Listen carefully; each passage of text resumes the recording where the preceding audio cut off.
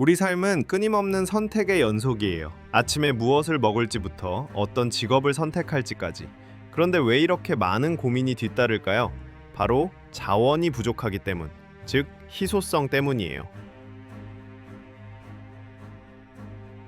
시간도, 돈도, 체력도 모두 한정되어 있기 때문에 우리는 선택해야 하고 선택할 때마다 놓치는 것이 생기게 됩니다. 이때 등장하는 개념이 바로 기회비용이에요. 혹시 늙은 사자의 이야기를 아시나요? 어느 날 먹이를 찾지 못한 늙은 사자가 지친 몸을 이끌고 나무 그늘로 향합니다. 그 순간 운 좋게도 나무 아래에서 토끼 한 마리가 곤히 잠들어 있었어요. 사자는 기뻤습니다. 이제라도 굶주림을 해결할 수 있겠군. 그런데 바로 옆을 숲에서 또 다른 기회가 나타납니다. 바로 사슴 한 마리가 유연히 풀을 뜯고 있었던 거죠. 사자의 머릿속이 복잡해졌습니다. 큰 사슴을 잡으면 배를 더 채울 수 있어.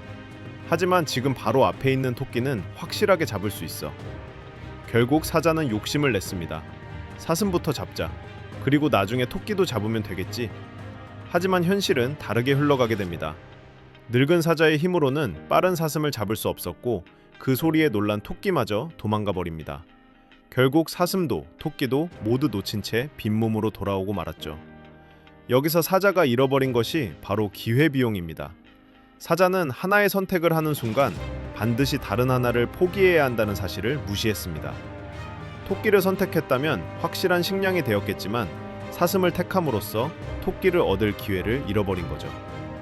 이렇게 기회비용은 선택하지 않은 것에서 얻을 수 있었던 가치를 뜻합니다. 우리가 살고 있는 세상에서도 이와 같은 일은 일어납니다. 우리가 저축을 할 때 어떤 사람은 고민합니다. 안정적인 예금에 넣을까? 아니면 변동성이 높은 비트코인에 저축할까? 예금은 안전하지만 수익이 낮고 비트코인은 수익이 높을 수 있지만 변동성도 그만큼 커요. 어떤 걸 선택하든 선택하지 않은 쪽에서 얻을 수 있었던 수익이 곧 기회비용이 됩니다. 진로에서도 기회비용은 따라옵니다. 고등학교 졸업 후 바로 취업하면 연 2천만 원을 벌 수 있다고 가정해 볼게요. 대학교에 진학하면 1년에 1,000만 원의 비용이 든다고 하면 대학을 선택할 때의 기회비용은 3천만 원이 됩니다. 취업해서 벌 수 있었던 2천만 원, 대학을 다니며 드는 1,000만 원, 이렇게 계산되죠. 많은 사람들은 안정적인 길을 선택하라고 조언합니다. 실패의 위험을 줄이고 기회비용을 낮추는 방법이기 때문이에요. 하지만 모든 사람이 같은 선택을 하는 건 아니죠. 대학을 중퇴하고 사업을 시작한 빌 게이츠, 애플을 창립한 스티브 잡스, 페이스북의 마크 저커버그.